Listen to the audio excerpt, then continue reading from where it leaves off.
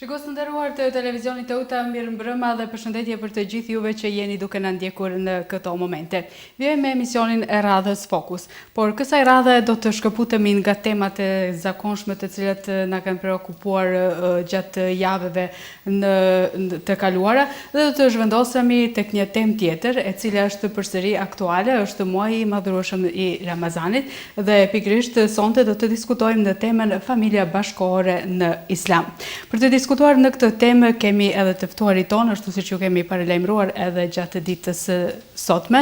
Pra këtu në studio me neve është Recep Efendilika, mirë mbrëma dhe mirë se vini në studion e televizionit të UTA. Mirë se u gjetme, përshëndetje juve dhe gjithë shikuesve të televizios. Është zëri me të cilin çdo natë bëjmë iftar në kohën e iftarit. Duane, lutjen e iftarit. Absolutisht. Dhe faleminderit. Faleminderit që jeni këtu, sepse është vakti vërtet shumë i ngushtë në mes të iftarit dhe emisionit, pasi që jemi drejt për së drejti dhe faleminderit që keni ardhur në këtë kohë. Me neve në studio është dhe kryeimami zotri Ali Bardhi, mirëmbrëma dhe mirë se vini. Mirëmbrëma juve, mirëmbrëma të pranishme që janë me ne, teleshikuesve gjithëve. Ju urojmë një natë kamshëm, agjerim pranojmë inshallah kësaj dite. Faleminderit, shpresojmë që sonte do të mas iftarit do të kemi një diskutim të mirëfillt për të diskutuar në temën e familjes. Kemi të ftuar edhe një besimtar të devotshëm, zotri Ilir Çapunin, mirëmbrëma dhe mirë se vini. Mirëmbrëma dhe mirë se ju gjeta. Përshëndetje për krye'imamin aktual dhe krye'imamin me merita dhe gjithë besimtarët dhe gjithë qytetarët e Ulqinit. Faleminderit, unë sonte qëllimisht edhe nuk ju prezantova si kryetari i Kuvendit, pasi që këtu jemi për të diskutuar për një çështje që është madhore për të gjithë neve. Atëherë faleminderit edhe një herë dhe pa humbur kohë do të kalojmë tek Efendi Lika, si një personazh i cili për shumë vite, madje edhe në kohët të vështira, kur ishte vështirë të ruaj edhe feja dhe tradita dhe shumë gjëra, në mënyrë të devotshme i ka mbrojtur të gjitha ato dhe ka lënë një imazh të pasur, të mirëfillt, të fesë islame edhe kundrejt komuniteteve tjera. Atëherë, duke i pasur parasysh të gjitha këto etapa që i keni kaluar, si e karakterizoni ju familjen aktuale sot në raport me ato si ishin vitet më herët? Po, me folë për familjen tash, e si ka qenë përpara, duhet pak shumë, se me thënë kohë, me tret për atë punë, por jashtë si dita me natë. Nëse e dim se familjet përpara, ku jam rritun, kanë pas një rregullore të jetës tyne të pashkrume. Është ditë se një familje, kush është kryetari i familjes, kush është kryesorja e femrave në atë familje. Është ditë edukata se hypet në shtëpi. S'ka mujtë me hyp dikush merdh me kundra, me këpucë, ose me opanga me hyp në, ishte shminat të dera. Ishte edukata si mu përshnet kur hyp në shtëpi. Ka qenë edukata e rregullume, rregulli ka qenë ku menaj ai burri, ku menaj aja nusja, ku menaj aja plaka, kush me fol kur vjen dikush aty. Gjitha ata të mëhon kanë pas një rend aqe të harmonizuar, edhe aqe të zhvilluar në çdo familje që me të marrë malli me nej aty. E kur e shohim sot, që unë për shembull që kam përjetuar atë, e sot rrim në 4 vetë një shtëpi edhe asnjëri s'pret me njërin, por me telefon, por me televizor. Nuk dihet kush është as kryetari, as asaj që duhet me sunu, asaj që duhet me udhëzu, që e me sunu, por me pasaj që i spërgjesh për atë familje, dhe me thonë ka një dallim të madh fort. Por unë kishe me thonë që kam pas qeve, masi ka kem puna familjes, nëse ka kohë, një 2 rastet vogla me ju të regu, shumë interesante për mu më kanë lënë për shtypje, gjithmonë i kam në kry. Është martu një ideal edhe, kur ka ardhë në shpinëm që ka ardhë të burri, një shtëpi e familje, neshtë me familje, bujare, po familje që atë vjetë ka pas dam, nuk ka pas shumë të ardhëna. Edhe ai plak ose ai shtëpis, babajat i djalit, aty në djelme se kanë disa djelë, e ka fjet një dyshek mushin me, asi gjana jo me shillesh, po me çarapa, me gjana kështu. E ka pa nusja, i ka hënë burrit. A mëre burr babën, e kena dyshek që e peja qoj për ditë, që ja përgatit atë dhomin plakut. Ishte shumë i fort. Banë na me adhon këtë dyshekun tem që jena na që më ka thonë baba mu me leshet mushinit, po të me gruhet ishte dysheku jetë, ta ka thonë baba jetë, në asë të u ti, unë nuk jam kundra. Kjo a hek për i vetit, me adhon plakut. Një rast jashtëzakonisht i bukur dhe një virtyt. Diçka, duke se këtë me anisat është diçka. Po, sot edhe fjala dyshek është e panjohur gati. E ka hek për i vetit, ata si të ri, nuk kanë mendu me shku në Kajro, atje me shku atë mojnë e mjallit me kalu, por ka thonë si mundet me banë na që me adhonë na këtë plakut këtë se ishtë ma i moqe me, na i na të ri mund në më pjetë këtë atin. Jo, ishtë një. E dyta, një plak për i familjes tonë në Brezevik, 70 sa vjeqe. Edhe unë shkoshe me vizitu. Edhe një ditë për shkoj, thëtë, aja shoqë asaj, ka thonë mjeku, me shku mu pa me te. Unë me ndoshe se të tjetë e shumë e ligë, e smut, dhe shkoj atje në organizaci, dhe krasas në terë, mirë tita, ati mjeku të, thëmë unë jam filani, si djali filanës. Thëtë, thëma ishte e ligë, jo, dhe nuk është e smutët, por thëtë, mësi je djali saj, mi thanë atë asaj plakës, asaj pacientës time, thëtë, që kur shkoj unë në vizit, më shqot në kam. Mu që pe shtratit, aja si e smut, më nej në kam. Për të respektuar. Subhanallah. Shkoj e thënë, asaj nëne, më së qënë kam kërpjen doktori. Si të pas nëne, tha. Pa jere me të burit me arë, mas më që kam, se kam me ta pa kam. Këto janë ato virtytet tona, besoj se kombëtare, si shte voja më thonë shumë me folë ma të për Kristianë. Absolutisht. Janë shumë ilustrime të bukura, jo edhe shumë të kahershme. Jo të kahershme, nuk janë 30-40 vjetë mundet me qenë këtu, në pyetje. Në përgjithësi, familjet kanë jetu në harmonin, nuk kanë pas, se me thonë, pasuri shumë, nuk kanë pas komoditet madh, nuk kanë pas standard në altë, nuk kanë pas as dijet, shkollim nuk kanë pas, por kanë pas regula. Familjet kanë pas regula. Për shembull, nuk është mujt me ullë në sofër, për shembull, me hangër bukë, se të hangër buka, pa një, i zoti shtëpisë të thonë bismillah. Pa i la durët para buket. Ka arë me legen, me la durët tonë së bashkët. Edhe pa i la durët edhe mas buket. Kjo kanë edukat familjare, po fetare, se pejgamberi ka thonë, lani durët para se hani, po lani durët edhe mas e hani. Tani i kemi larë duart çdo orë, çdo dakikë, gjatë periudhës dë muajshme. Jo për edukatës, po për zorit. Faleminderit, do të kalojmë tek zotri Bardhi.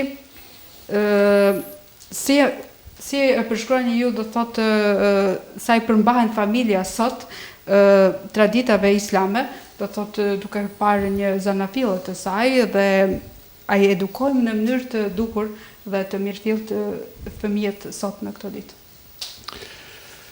Po, ato që i tha Efendia më përpara, ka të bëjnë pak edhe me të kalumen. Natyrisht që nëse hymë ne pak edhe analizojmë edhe të kalumen, mund të themi se ato kanë qenë edhe tradita edhe të vendit në shumë raste. Dhe nga njëherë ka ndodhur si është përzidhe tradita, edhe nga njëherë tradita ka shku konform besimit, por edhe nga njëherë si rezultati traditës kanë dalë edhe nga rregullat e besimit. Kështu që, përsa i përket asaj që të krahasojmë sotmen me të kalumen, natyrisht që pohoj Efendia, tashma ka një thush nga kalumja është një, si të thush, një çrregullim duket në pamje. Vërtetisht po ata shish nga i prizën. Por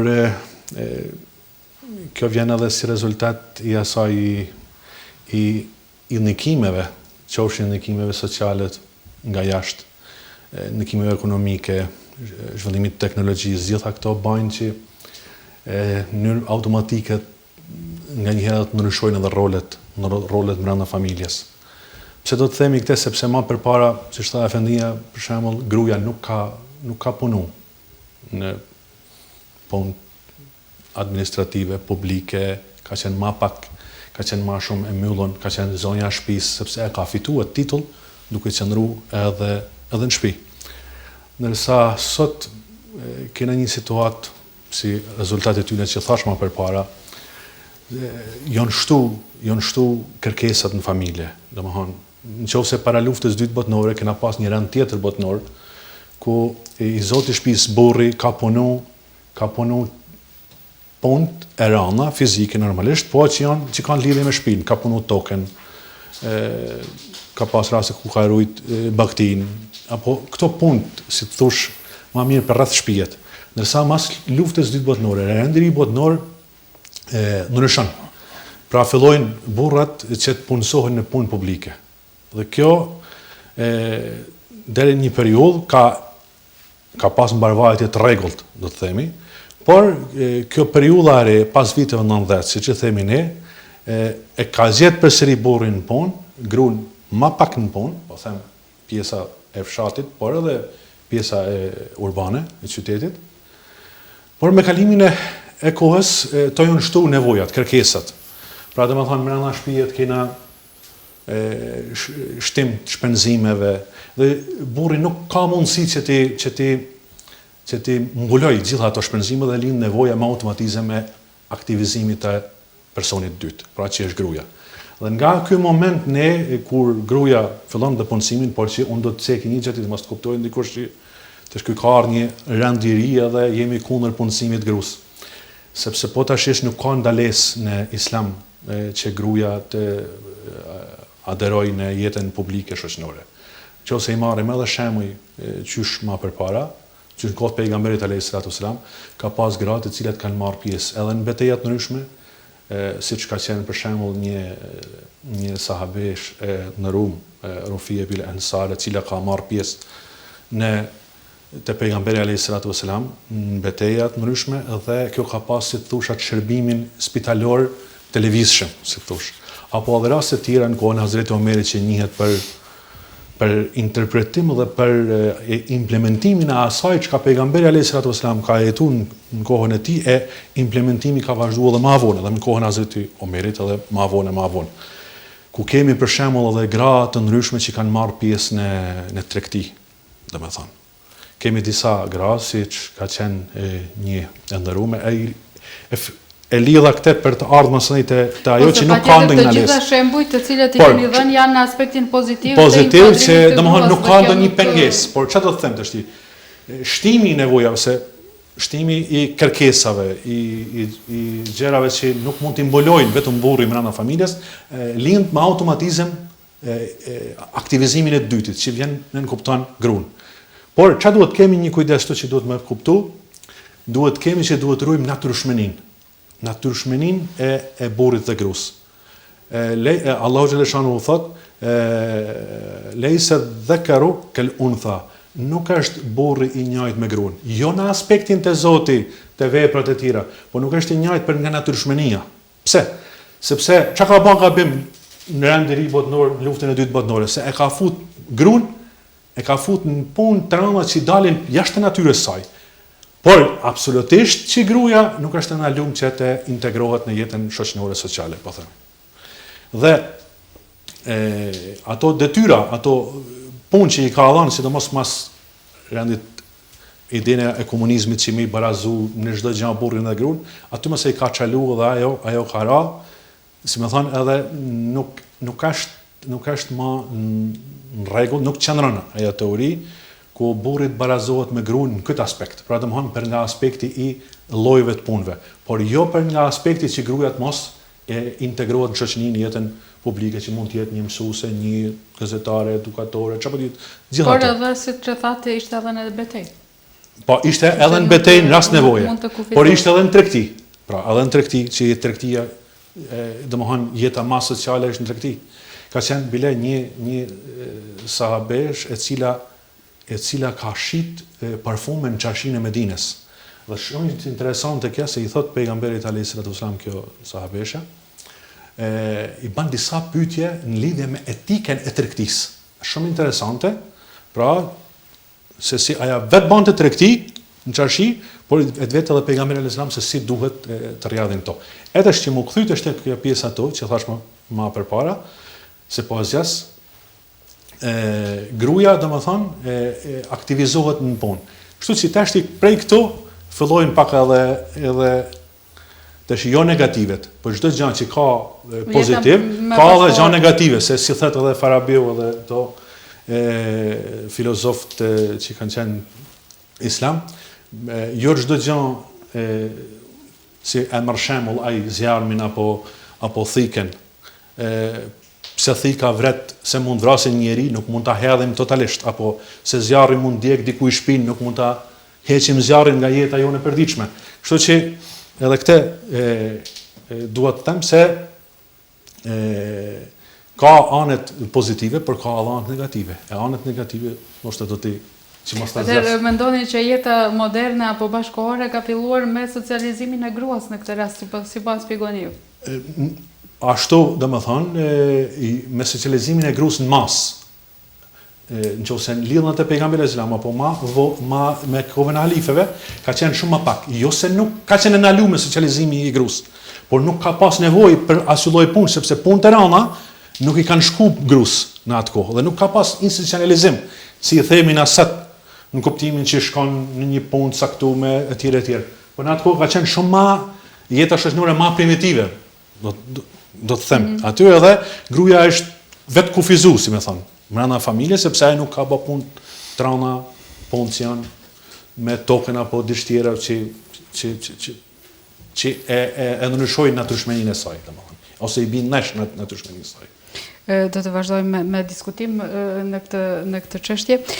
Zotri Çapuni, nga aspekti juaj, do thotë jo fetar, ndoshta sa institucional, për të lindur një familje shnosht, do thotë për të ruajtur virtytet dhe moralin familjar, dhe më pas të krijohet një individ i cili do të kontribuojë në shoqëri, patjetër që duhet të kemi një edukat familjare.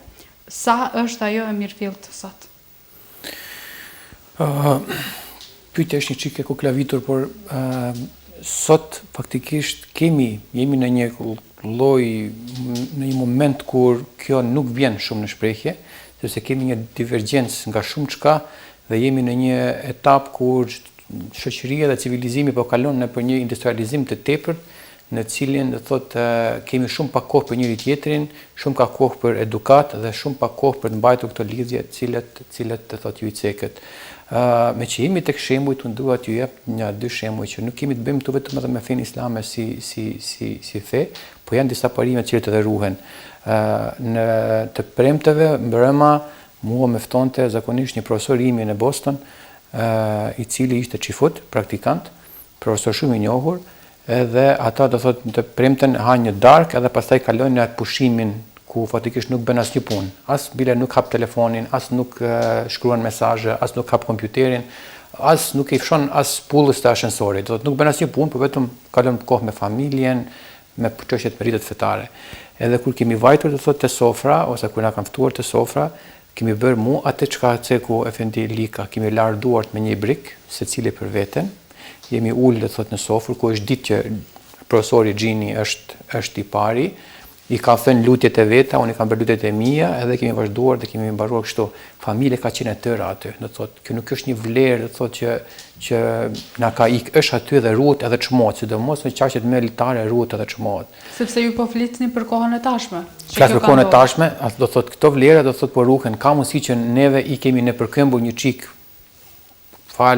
nuk e di se kjo është çështje e studimit, por do thotë këto vlera do thotë janë aty ekzistuese, janë të përhershme, nuk tunden lehtë dhe rrjedhimisht, sidomos kjo që ka ndodhur tani me virusin korona dhe me këtë ngujimin, nëse mund ta quaj ashtu, do thotë në Elqin thuhet një gërgim veshje që avash mos u ngut sepse jeta ka disa sfida, rrije të brenda familjes, mëso, rri etj edhe sqaroj çështjet, bëj një rregull brenda qelizës familjare, të shohim se kush është ai kryetari ose ai shefi i familjes për i cili mban një rol rregullit, mirë kuptim, a ka hierarkie apo nuk ka, është horizontale, do të ka ardhur vetë koha tani, sidomos këtë muajin e fundit na ka imponuar që të vëmë gishtin në kokë edhe të mendojmë se a jemi tamam. Do thotë këto vlerat të cilat i ceku, do thotë Molla Rexhepi dhe kryimami janë mua ata të cilat fatikisht janë, do thotë janë parime që fatikisht janë bërë pjesë të çdo civilizimit, por veçanti në atë kulturën islame, dhe unë jam shumë i lumtur që edhe unë i kam dëshmuar, mu sikur edhe kryimami, edhe unë i kam parë këto vetë për vetë në vepër, do thotë vitet 80-ta, 90-ta etj. Mund të them edhe një gjë tjetër. Një shok i imi që është meksikan, e kam pasur si merr, që thonë asaj, kemi ndarë banesën të bashkut. Meksikan me prej ardhje, mami vetë profesoresh e pediatrisë në Harvard, kurse ky vetë njësoj i shkolluar shumë lart, babin e ka pas mjek në Meksik. Është përndar familja, ka ik mami me çunin ka nik në Boston. Edhe ky normalisht mamin e kanë punë gjatë tërë ditës, 15 orë punë. Edhe ky në një moment caktuar që mbaron shkollën etj, do thotë se lek si kanë mungu, do thotë para ka pas sa ka dash. Ky fillon e lexon edhe vjen në xhami dhe konvertohet bëhet musliman. Edhe neve fatikisht u takuam në xhami edhe kemi marrë banesën së bashkut. Edhe ai kur ka ardhur në Elqin ai ka thënë po shoh islamin me sy. Sepse ka vajtur te familja ime, te disa familje tjera, kështu që janë prit aty ke pas gjyshen, tezën, këtë atë etj. Bile ta kanë ardhur për ta pa edhe një shok timin për t'i dhënë edhe respektin, duket se edhe Molla Rexhepi e ka takuar. Etj. Do thotë ai e ka pa edhe ka marrë si një shembull. Po ka luftuar tërë jetën e ka pas, pse amerikan tani ka pas si qëllim për ta ndërtuar dhe rindërtuar këtë bazë, do thotë këtë qelizë shoqërore, edhe shqyr Zotit fatikisht tani ja ka arritur, ka fëmijë, ka 2 çuna dhe 1 vajzë etj. Edhe ja ka arritur për ta ndërtuar një familje të shëndosh. Edhe kur kam qenë për ta vizituar, bile ishte shumë krenar, thonte ja ku kam tani, e di ku kam nanën, e di ku kam gruan, e di ku i kam fëmijët, tani dhe nana që ka punuar ka 20 orë në ditë, do thotë edhe ajo është qetësuar dhe thotë okay, shoh sa bukur e ka dhe djali, do thotë ndërtohet edhe vetë për vetë, si thon asaj, një gjë që është e mirë, gjëra të tjera i shkojnë pas. Keni ilustruar disa shembuj nga jashtë. Duke pasur parasysh se jemi në muajin e Ramazanit, si ishte tradita gjatë muajit të Ramazanit në pikërisht në Shtetet e Bashkuara të Amerikës? Atje keni pasur mundësi të qaseni muajit e Ramazanit ashtu si është këtu për shembull? Ja do aty them, do thotë se si është atje. Atje një javë para Ramazanit të bëjnë një lloj përgatitje, një lloj stërvitje ose trajnimit. Mu sikur që shkon në ushtri edhe të bëjnë një lloj stërvitje, ashtu të bëjmë na bënin edhe atje. Edhe kishim një lloj, si thonë asaj, cakut. Okay, do të lexojmë këtë, të gjitha obligimet i kemi sqaruara që mos i sqarojmë ditën e parë të Ramazanit, po ti kemi përpara. Nëse duhet për të furnizuar shtëpinë, ta dim për çka të furnizojmë. Nëse duhet të blejmë ndonjë libër, ose të lexuar diçka, ta kemi aty, që mos të humbasim kohë në gjëra të koti, Edhe do thotë na kanë përgatitur gati për një javë, edhe pastaj bile si anekdot ka qenë edhe na thonin edhe bëni edhe gjitha marrëveshjet brenda familjes, mbaroni para Ramazanit. Mos keni kokçarje, jo duhet shkoj këtu, ajo do të shkoj atje për iftar, ose jo duhet shkoj te ai hoxh, ose jo do të shkoj te ajo hoxh, ose jo duhet ha mish qengjit apo jo duhet ha mish viçi. Sqaroni gjitha punët që mos keni kokçarje, sepse Ramazani është një muaj i paqes, një muaj i qetësisë dhe nuk ka nevojë për të bërë këtë punë, përgatituni më herët. Pastaj kur fillon Ramazani, atëherë zakonisht iftaret bëhen në xhami, zakonisht ka ligjërata, zakonisht do thotë po jeta nuk ndalet, jeta është normale, punon, shkon në punë, do thotë ka atë mundohen, do thotë është një ambient tjetër, atë mundohen që thonë asaj për t'ia bërë hizmetin edhe Ramazanit. Ka një sens tjetër, po jemi të lidhur brenda jo familjes, por brenda xhamive si institucionet bazë, me që ata do thotë aty kanë si pjesë komunitare ku edhe mblidhen. Kështu që këtu në Ulqin neve kemi zakonisht iftaret i bëjmë në familje, duke vizituar njëri tjetrin etj. Ka një sens pak më tjetër. Do thot duke edhe thirrur njëri tjetrin e kemi këtë punë, do thot të theksuar, bile në anë të malit e kanë efendit, do thot hoxhat i kanë të rezervuar, po nuk e gjen hoxhën ndonjë iftar sepse i zakonisht shkon në secilin shtëpi për të bërë iftar, dhe kjo është një traditë e bukur që më pëlqen. Ka shumë tradita të cilat në Ulqin janë për tu lëvduar dhe për tu mbajtur, ruajtur. Për të ruajtur, ashtu siç e theni. Kjo për të ruajtur është shumë e rëndësishme, vlerat dhe traditat, por si vjet, si ishte kjo rasti i koronës, si duket të gjithë hoxhallarët do të jenë të mbledhur në shtëpi dhe nuk do të vizitojnë spaku jo në publik. Në telefon më kanë thirrë 2-3 nuse të hoxhëve shoqërore të pohojnë bukë me hoxhën. Këtë do jetë lidhja. Por a është kjo ndoshta edhe një rast i mirë që familjet të ribashkohen? Po, diçka që bëhet jo me vullnet, s'kishë me thonë se është rast i mirë. Rast që duhet më aprovu, por se jo rast i mirë, kështë me kënë mirë me bëha ata vetë pa koronën. Dhe jam i qartë ose me qartë. Duhet na me mojë familjen, për arsye se edhe Zotin Kur'an na urdhon, edhe pejgamberi na ka urdhëruar, e ka thonë kur gjë më të mirë s'mundesh me lënë e vëladit se sa edukatën e mirë. Kush mundet me eduku e vladin pas nana edhe baba. Nana, atër edhe baba. Po se nëse nana nuk është me vladin, kush me ta eduku, ka zonë. Shoqënia ose rendi shoqënor që jashtë të na, nuk ka gjetë një rrugdalje, ose nuk ka gjetë një zgjidhje të mirë, për ata që, për shembull, një nanë që ka 2-3 fëmijë, pse me punu kurse asaj me lidh një rrugë? Me rrit një fildan. Sa do që janë bërë kopshtet të për fëmijë, janë bërë shkollet për arsimit, tona janë të rregull, por edukata merret aty. Aty është baza edukatës fetare, edhe edukata njerëzore merret në familje, pe nanës. Pejgamberi alayhis salam dhe Zoti thotë Kur'an, aja thëtë që ka mojnë në barkë tonë muja 2 vjetë të ka dhënë me pi, gjinin. Ashtë se nuk ka mundësi me gjithë një tamël si tamël një nanës vetë. S'ka mundësi tonë dhja e botës, mu që, e shu dhe mënohet me basë si tamël është si ushimesh për bebe, por atë që e ka dhënë për rënia saj që i ka dhënë mundësi me pas tamël në gjinin e saj, atë s'mundet me zaven së kërkush. Atëherë rënë se ne fëmijët tonë i lajmë të izoluar për i nanët e për i babet. A i zinë asë me folë. A i zinë si mu gjithë. Pra, si kur të ishte, unë e kam lexuar një vend që kryetari i Turkisë ka pru një ligj që ata madhet që i rujnë fëmijët ose madhja, gjyshja, me pas rrogën si një mësuese. Domethënë, nuk mundet kërkush as një mësuese, as një edukatore me të afru atë që të afron madhja dhe nona.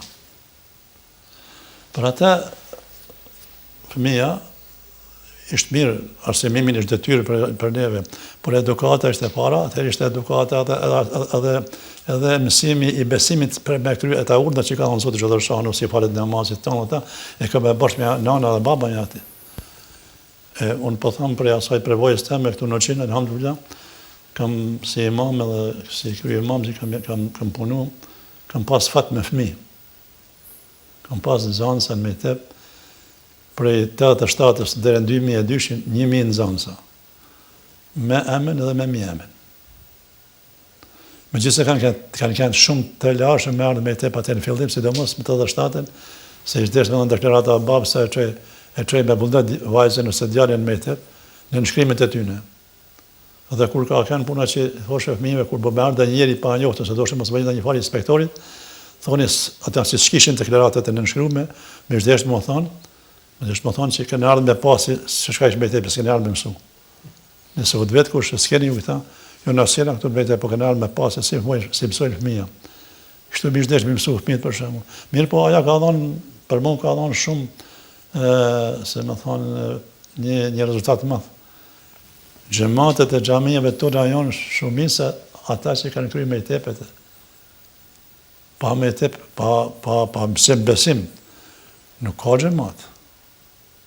Edhe për atë, të më thonë, aty shumë të kanë të më thonë aja, se më thonë, familja, për edukimin e fëmijëve, po edhe edukimin fetar, nërpërmes atyne rrugave, atyne institucioneve që merren me mësimin e besimit. Është e nevojshme. Por tani, nëse flasim për fëmijërit e tashme, sa ndikon edhe shoqëria, do thotë në krahas kësaj që prindit i lirojnë më herët që të shkojnë në kopshte apo në shkollë? Kur e marrim atë sa arrin me fëmijë nëna dhe baba, dhe sa arrin jashtë familjes fëmiu, mirë që ka degrim edukat. Ashtë mirë nëse ka pak edukat. Në rast për 24 orë s'ka, si të menon është 2 orë para se flenë, s'është e mjaftueshme për një edukim të mirëfillt. Besoj që kjo ishte edhe për atë, edhe fëmija ka në strese. Fëmija ka nevojë për me në mund krytin. Fëmija ka nevojë për me rrokë, fëmija ka nevojë për me puth, fëmija ka nevojë edhe për me e qërtu një fije. Fëmija ka nevojë diçka me një për i nanës për i babës vetë. Me një shembull, me një tregim të bukur. Kështu që sado që kopshtet edhe shkolla ne pa ata programet e veta, mirë po, ata nuk janë në atë nivel sa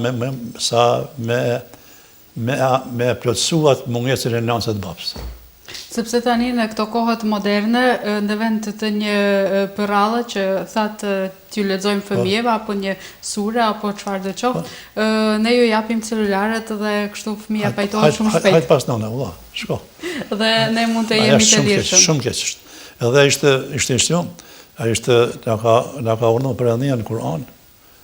Ja ju alladhina amanu ku anfusakum wa ahlikum nara. O ju që besut, ruani veten dhe familjen tuaj prej zjarrit. Shumë përgjegjësi e madhe është për prindin për mbrojtjen e fëmijëve tyre. Të Zotit çdo shano. Për këtë botë po se po, por edhe për ahiret. Shumë është gjuna me anashkalu edukimin e fëmijëve. Shumë është gjuna me lanë fëmin në mshirën e rrugës. Faleminderit. Pikërisht edhe kjo ta vazhdojmë, si më thonë, se aty që tha Familja, dhe më thonë, aty kjo është shumë me vënd ajo që edhe fillon edhe ndoshta edhe kjo që e thatë ju në fillim të ndryshimet, se tona të ndodhin të shta si rezultati këtyne që i lidha ma për para, por edhe ta që e tha Familja, se tona ta reflektojnë, dhe më thonë, në çdo sferë tjetës edhe të këton antarët e familjes. E përmendi e Familja dhe ma për para për rolin e gjyshave. Pse në Turqi kanë mënu për gjyshat? Sepse ishte pa mujtë në këtë periull ku kapitali, dhe më thonë, vetëm qëllim është kapitali, nuk është qenër njeriu, po është kapitali, atëherë na kena deviju, dhe më thonë, nuk është qenër njeriu. Në qovë se na çdo send dhe çdo gjë që e veprojmë me qenër njeriu, atëherë punë do të ishin manërësh, por ne i veprojmë në kapital të parën herë. Pra dhe më thonë, koncentrohuna në kapital dhe e lajmë njeriu si dytin. E këtu të rvinë problemet. Edhe kur thash, edhe që tha Familja për rolin e gjyshave, është se kapitali ka mujtë gjithkam, është një, jo vetëm të tena, po edhe në Turqi, edhe po të thush ka fillu në botën arabe, edhe me të madhe, dhe më thonë edhe kjo gjë. Edhe këto të është nikojnë që mrena familjes të mos kryhet edhe roli i duhun. Mos ta krynës gruaja, sepse gruaja ka me shku në punë. Me bë me shiku, në Gjermani ka ligje shumë me atë që kam dëgju dhe që kam lezu. Mila ato kanë për shembull për 2 vjet gruaja nuk shkon në punë dhe paguhet, domethënë. Ajo pak. Ashtu siç e kishim këtu më herët. Po. Këtu kishim madje deri në 3 vjet. Në Amerikë jo për ti ka bën karshëlle këto shtetet, po në Amerikë është pak kapitali ma shumë, ma në plan parë vjen kapitali se sa njeriu nga një herë, edhe atje kanë ma pak. pushime. Edhe gjitha këto të ndikojnë mandej, se tana të janë, se fëmija, si thojnë edhe psikologët, 2 vjetë të para është shumë më rëndësi. 2 vjetë të para, sepse 2 vjetë të para formohet ai. Formohet. E mandej, ma vo, normalisht që ai formohet, marrë formë dhe ma shumë deri që shkon në shkollë të tjere, gjithmonë i duhet prindi. Por pse ish lanë ajo të gjyshi, sepse gjyshet zakonisht janë pensionista. Janë një mosh tjetër, dhe çka ndodh, kemi 3 breza që jetojnë brenda shtëpijet. Ne edhe brezin e tretë jena tu e largu. Pse jena tu e largu? Se kena fillu këtë që thash më përpara. Domethënë, burri, gruaja, domethënë fillojnë fëmijën e vet 18 vjeç, 20 vjeç në shumë vende të prandimit, që edhe këto duhet i rishikojnë vet, domethënë gjithë duhet bëjnë vetë kritik për të ruajtur qenien njeri, to ish puna. Edhe çfarë bajnë ata, domethënë 18 vjeç, 20 vjeç fillojnë njeriu edhe trin, fëmin hajt të shti që dalë në boktanë. Po çfarë ndodh më vonë? Kur ata e marrin veten, atëherë prindit shkojnë jo azel, kështu top lehen me janë, se si i thojnë, dhe çka ndodh mandej nuk kemi as pikë takimin. Atëherë masaj prindi nuk ka mundësi që fëmijën e vet ta edukoj, gjyshin nuk e ka, atëherë met edhe boshlek. Pra, domethënë kena edhe çthurje edhe çrregullim. Çrregullimi mos e në shoqëni sepse nuk din më kush redin, se kush e ka pas. Ato që tha Familja në fillim, ato kanë qenë në atë kohë, por kanë qenë në atë situatë, pse? Se ka jetu gjyshi, ka jetu djali, pra prindi edhe ka jetu nipi. 3 breza kanë jetu në një vend. Ndërsa sot ne kemi fillu këtë me drill, si thojnë, edhe këtu të do të fillojnë edhe trazinat. Mendojnë që një të ardhme mund të kemi trazina shoqënore, në kuptimin trazina shoqënore për kësaj arsye. Këto domethënë janë tema që duhet i trajtojnë sociologët e psikologët, po gjithsesi edhe ne në këtë fushë me që merrem me familje se ne kanë edhe në çështjen e besimit mandej se si do të jetë ky fëmijë që rritet. Domethënë, thamë më përpara pa nanë pa babë, mirë pa nanë pa babë, po si do të jetë edhe pa gjyshe, domethënë, ku do ta marrin ai modelin e jetës tij, apo ai vetëm do të qëndrojnë aty në foshnjore. Dhe prej foshnjore ç'a ndodh, edhe prindje kur punojnë, s'po them se te na shoqër Zotit nuk e kena aq egër se më thonë. Por sidomos si në gjojmë të afërmit tonë në Amerikë, ku punon burri një orar tjetër, gruaja një orar tjetër, nuk takohen kurrë, jo vetëm ata, por nuk takohen as me fëmijët e vet, me të boshlek. Ky fëmijë mëse ky shkon në shkollë, ky çash në shkollë, është një model shkollës, një rregull, por ky nuk e njeh atë frymën familjare, edhe rritet domethënë si person, si individ i vetëm edhe ndoshta mësonaj edhe mund të keq përdoret për dikujt tjetër.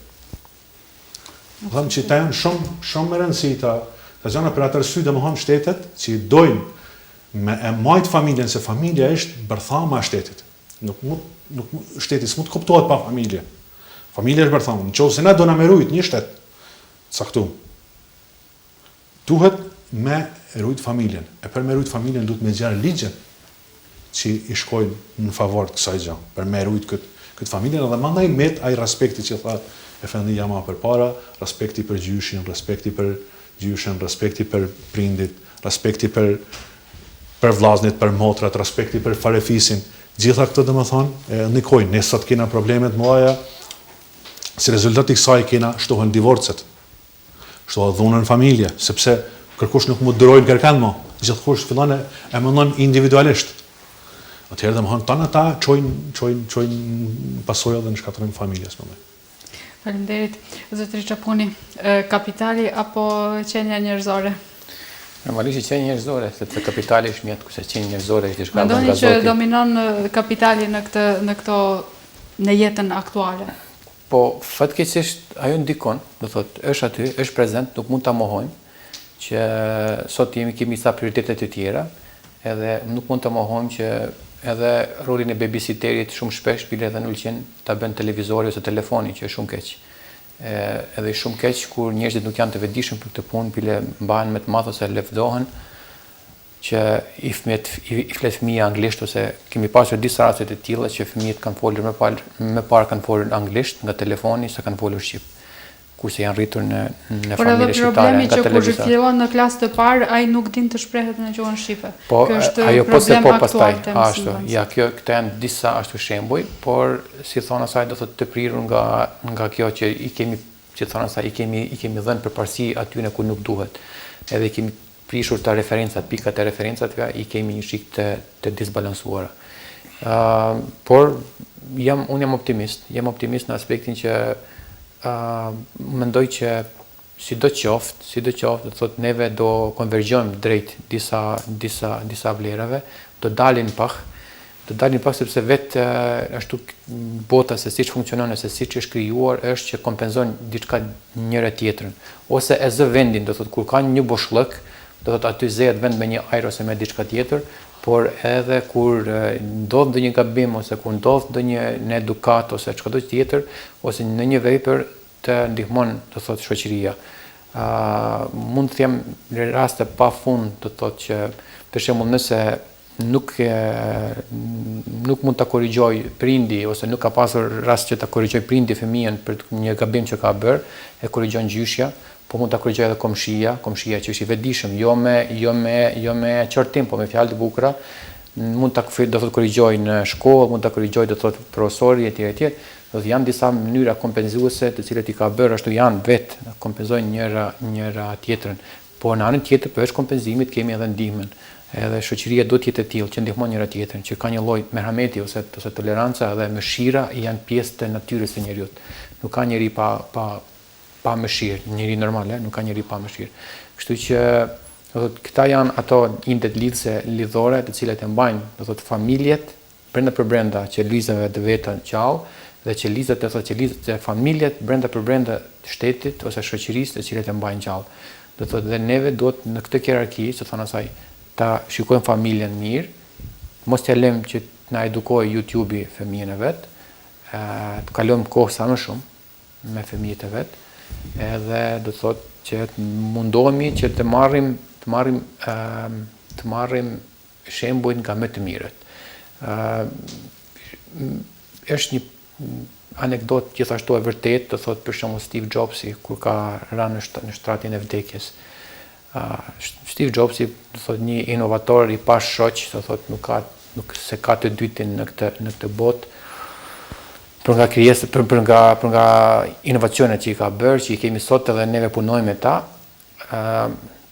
Kur ka rënë në shtratin e vdekjes, do thotë që ka vdekur nga kanceri i pankreasit, ka thënë që ja ku jam, do thotë jam i mirë, jam shumë i pasur, kam bërë shumë çka, po jam i mirë, po ndroj nga kjo jetë, pothuajse nuk flas me familjen, sepse ka pasur një çrregullim familjar, ka pas disa çrregullime familjare, edhe pothuajse nuk flas me familjen, edhe ç'qen ka kuptimi i të kësaj pune.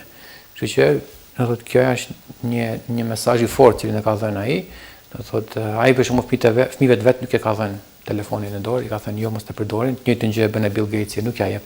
Pra, shembuj do thotë se si duhet, do thotë se njerëzit që e kanë kuptuar, njerëzit tamam, do të ka pafund, mjafton që thotë që ti marrim gjërat me më ngadalë, me më avashllëk, si thonë neve, edhe të futemi në kornizat e një funksionimi të mbarë të shoqërisë, veçanti familje, sepse familje fillon aty.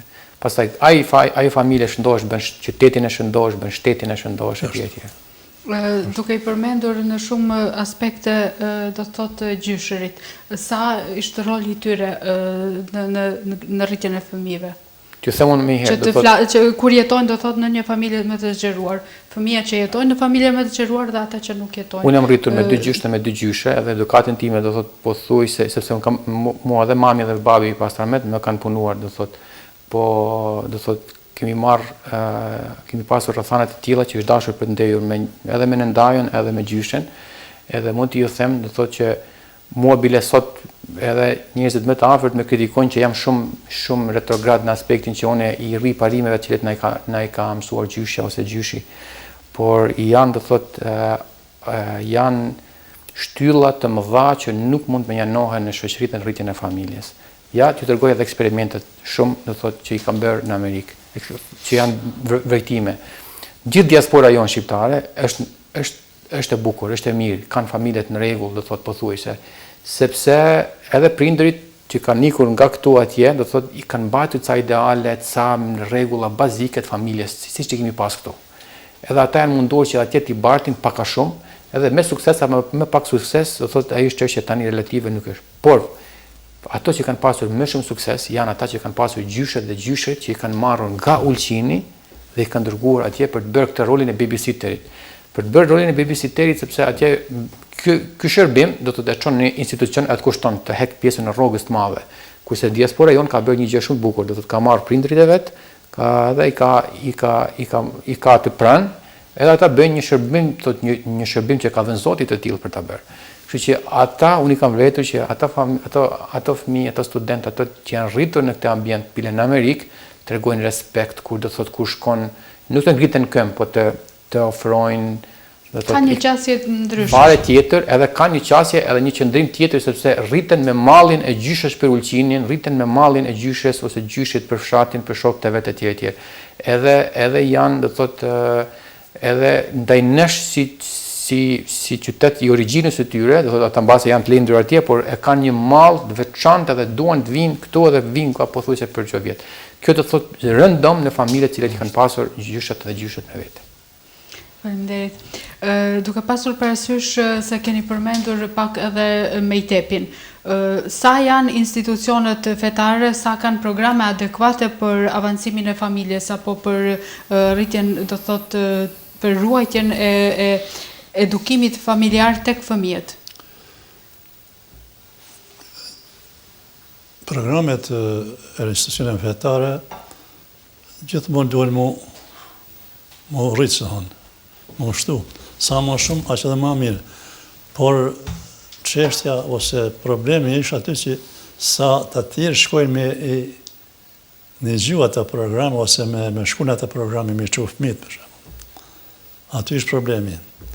Se nëse sado, se më thonë nëse gjithmonë mundet të pas program më të përsosur, më të avancuar, por nëse ata, si thonë një mihall që është, nëse ata e pësën fëmija, dhe të bëhet 12 vjeç, ati e mjafton sa ti e zgjallë për me u falë. Që kë nuk ka zotnia që është kryetari i parlamentit tash, edhe është doktor i shkencave, kë ma të që ka mësër me plejsh të u falë, me ata surët. A ishtë ashtu? Ashtu. Si duke në gjatë jetë. Dhe më thonë, atë... Do thotë ju ishit mësuesit tja, po jo? Ja, unë hoxha kam, mësuesit. Në kuptimin fetar. Mësuesit, që ashtu është. Dhe më thonë, dhe më thonë atë që ka mundësi me pas edhe ma program ma të avancume, por dhe këta që janë, nëse aplikohen prej xhamatit, nëse ata e shkojnë fëmija, e rregullisht aty, marrin bos sa u duhet për jetën e tyre të ardhshme në tyre. Unë kam deshtë diçka ashtu më rënë mend e kam lexuar, po thot për me dash njeriu me shkatru një civilizim. Ka disa metoda. Por një 3 janë gati kyçet. E para, shkatroja familjen. Daje fëmin për babet e për nonës, daje gruan për burrit, burrin për gruas, vllahën për vllajt, dhe më thonë me shkatru familja, ajo është e para. E dyta, është shkatrimi i arsimit, i edukimit e mësasim. Dhe e treta, shembulltyra. Keme marrë të fëmijët shembull. Fëmijët tonë, për shembull, marrën shembull, dike që është meriton me këtë që është shembull, për më marrë për jetë. Do një njeri të devotshëm, do një njeri bamirës, por do një artist, do një kametare, do një rrugashe, do një pa lidhje, do emitu ata që s'ka asnjë falë vreret në shoqëni. Pra, nëse këta 3 ja hupim në popullit, ai civilizim shkatërrohet, nuk mahet. Ishte mirë me luftu të gjithna, Bashkia Islame, institucionet shtetërore, ata të arsimit tonë, me umledha asaj që në mujtë na rinin tonë me eduku edhe me arsimu, por të i kënë në të udhën që njeri me met njeri. Ishtë shumë e madhe për shembull kur fëmiu E njën babën e vetë të i thonë, hajtë shko të hargjë, se duesh, e ke hargjë, duesh me shku. E shumë me keqe me thonë, më shko të hajtë, se hargjë ke, pas duhet gjallë. E kundërta. Sikur se dita e ka shku të Hazreti Omeri njani, është të në kur, se djali se nuk e respekton, nuk i ban kur gjanë pesni. E ka thonë, si mërë, ka thonë, ti ka thonë, babën e vetë, si guzoni, ti mund si jashtë me babën. Tha, sunusi e besimtarve, a bën dhe qka me folë, me dvetë urdo. A ka pas ta baba, tha, obligime për mu. Po, tha, po a i si ka kryu, tha, emnin më ka qitë keqë. Që qeshen me mu, tha, me emnin tem që më ka dhonë. Kur gjonë nuk më ka pësu për fejë. Kur gjonë nuk më ka eduku, ka lanë rrugë të madhe. Ja pak të pas ka basë, që duhet me të ba. Dhe me thonë, nëse ne nuk investojmë në edukimin e fëmijëve tonë, aja në kthehet neve. Po më rëngë, kur të vinë pleqlinja, në qojnë atje, në azilë që. Të plegjëve. Më thonë, kjo është që feja ka lujtë rolin, edhe e lujnë rolin kryesor për njeriun. Njeriu i pa feje, nuk mund dhe me kenë. Mund dhe me kenë me besu, diçka që s'duhet me besu.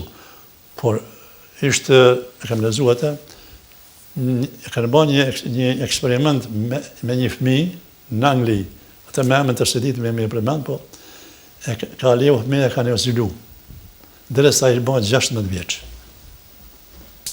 Edhe nuk ka pas me kërke. Se me thonë, vetëm ai që e ka ushqyë, që e ka... Edhe e kanë marrë, e kanë që një park. Edhe dhe shtë me thonë, qka, si duket kje? Kjo parku, si duket kjo bukuri. Tha, shumë e bukur, tha, po ai që e ka kriju ishme e bukur. As ka një hoxh, as prift, as pop, as kërkja, ja izoluam gjithmonë, prapse len, edhe në Kur'an thot, ai len njeri me atë njërin e fesë. Më thonë, nëse aty kena sukses me ashtin në zemër, besimin njeriut, ai njeri, edhe nëse devijon do njëherë, ban tobe si dhe një fjallës, këthehet dikur ka më këthy, ai që s'ka farë besimin në zemër, në shpirtin e ti, për e ti pak pritet. Sepse ai duhet të dalë në skenë të zhvilloj punët në shoqëri, dhe patjetër nëse nuk ka edukat, atëherë edhe punët do të vijojnë ashtu siç nuk duhet. Zotri Bardhi, sa funksionojnë, sa bashkëpunojnë institucionet relevante, qoftë edhe ligjvënëse, kur është në pyetje miratimi i ligjeve për mbrojtjen e familjes? Sa punojnë së bashku me institucionet fetare, për shembull, në këtë kontekst? Tu në mas shumë të ligjet kur përcaktojnë janë nivelin qendror, domethënë, edhe ajo se çka kemi informata merren parasysh në disa raste të caktuara kur vjen fjala për familjen, siç është e drejta që gjitha kanë drejten për arsimim, falë Zotit medreseja që është hap, domethënë edhe kjo ka një mirë kuptim se gjitha se kjo është edhe një bazë për shoqërinë në të ardhmen ku kanë më rrit qofshin ato vajza apo djem që kanë më rrit aty, do të përçojnë më së miri frymen e besimit, normalisht besimit, duke mos u shput prej asaj që ne kemi pas në vendin tonë për shekuj më radh. Po kështu ka dhe raste të caktuara ku janë pyetur institucionet fetare, konkretisht edhe Bashkia Islame apo me shihati, me cilat kanë punuar edhe grupe të caktuara për çështje të caktuara, sepse ka pas edhe një marrëveshje me cilën qeveria e kanë nënshkruar me komunitetet fetare, me bashkitë fetare, kanë nënshkruar me Bashkinë Islame tonë Malësi, kanë nënshkruar me Kishën Katolike, e tjere, nuk e di tash për të tjerat, me komunitetin hebrej që është në Malësi. Janë bën këto, si më thonë, në nënshkruar në pikat në ndryshme, ku për shembull në krahasima përpara shumë dita me natë. Themi për shembull sot ne në spitalet ndryshme, për shembull ku më përpara nuk ka pas aty dallim ushqimi. Për shembull, po marr si pikë kryesore, ushqimin halal, si i themi ne. Tashme është mandrësh domethënë më njëherë vetë përkatësinë e besimit dhe kemi informata për këto dhe biles me çka kam dëgjuar në Podgoricë bile to spitali atje edhe i ndan, domethënë kur vjen puna nuk i zin apo nuk i përgatit ushqimet një vend. Si detaj, apo edhe raste të ndryshme sot me cilën nuk di se ku ka ecë, se nuk kemi edhe fart kështu, si me thonë, raste ndoshta mund të themi, me shamia, çështja shamisë, e cila domethënë besimi e kërkon një gjatë tillë dhe institucionet, edhe këto domethënë janë nënshkruar si marrëveshje, por që këto pikat punohet në grupe të caktuara me ma që sa kemi informata ne për këto dhe gjitha këto domethënë në këtë nivel harmonizohen me ligjet, natyrisht brenda normave pozitive edhe frymes demokratike, siç i themi, që gjithkush me jetu atë që dëshiron edhe atë që e ndin veten, duke mos i rrallë nesh edhe duke mos e lëndu tjetrin. Në këtë drejtim ekzistojnë domethënë këto punime. Të shtypër lokale normalisht që është ndoshta me nevojë, por gjithsesi këto ligjet janë të njëjta, kështu që nganjëherë edhe nuk është kështu, si më thon, nevojshme që të punohet në grupe të caktuara, por mundën për shembull të punohet në rrafshe ashtu sociale më shumë me aktivitete shoqërore, sepse trit ton një këta janë, domethënë, ai shkon në shkollë, vjen xhami apo dikun tjetër dhe ne duhet ta harmonizojmë këtë tri, domethënë mos të krijohen 5 identitete, po marr si shembull tek një i ri. Po 5 identitete të ndryshme, domethënë ai atje është ndrysh, atje është ndrysh. Domethënë njeriu është ashtu si është, kudo që të jetë. Domethënë, nëse është në shkollë natyrisht kryen detyrat e shkollës, por që ai është, nëse është besimtar, po të themi. Apo problematikat që sot neshën që nuk i kena cek, ndoshta ato janë edhe to trit të cilat bijnë prehe drogave të ndryshme apo këto, edhe këto domethënë munden bashkërisht megjithëse këto janë sektore paksin janë më të jashtme, por mund bëhen programe të caktuara zbashkërisht me besimet fetare në këtë drejtim për të avancuar rinin, që ne kupton me avancu familjen. Në këtë drejtim domethënë ndoshta mund bëhet një projekti përbashkë për rinin, për Këtë doja pikërisht të lidhja edhe me zotrin Çapunin në aspektin institucional, pasi që ndoshta shumë flasim për mirëqenie, për çështje të ndryshme sociale, por me theks të veçantë tek ruajtja e familjes si familje, si gjenez, ka shumë pak të folur. Si mund të rregullohet kjo në aspektin institucional dhe më shumë të flitet pikërisht për ruajtjen e vlerave të familjes. Që them disa, sepse realiteti kemi dy gjëra këtu, kemi realitetin edhe dëshirat. Realiteti është që ne jemi një shoqëri postkomuniste edhe kemi ende një lloj ndrojtjeje ndaj komuniteteve fetare, edhe ndaj bashkësisë fetare, edhe ndaj personave që thonë asaj janë praktikant. Ky është një problem me vete, që do thotë ekziston dhe jemi duke një farë forme jemi duke evitu, duke i rënë do thotë edhe ligjeve dhe strategjive për zhvillimin për rinin, strategjisë për sportin etj. Jemi duke që thonë asaj duke anashkaluar ose mos e prekur këtë se duke si një temë sensitive. Realisht demokratik.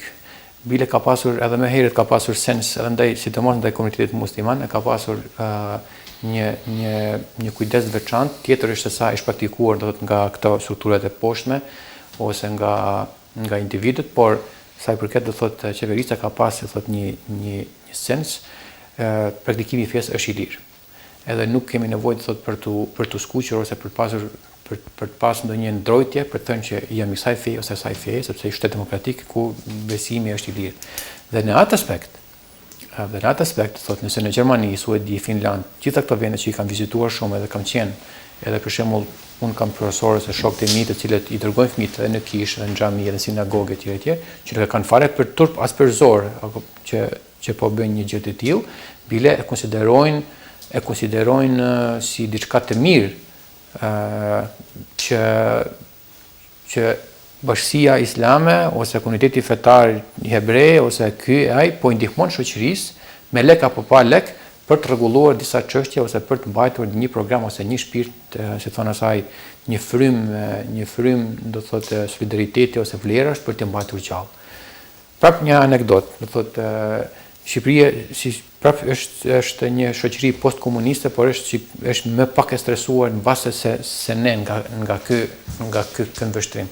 Edhe kemi shkuar në një ekspedit për të bërë zhytje në vitin 2006 ose 2007, qëllon që ne jemi duke ndejur në një familje që janë gjithë ortodoks.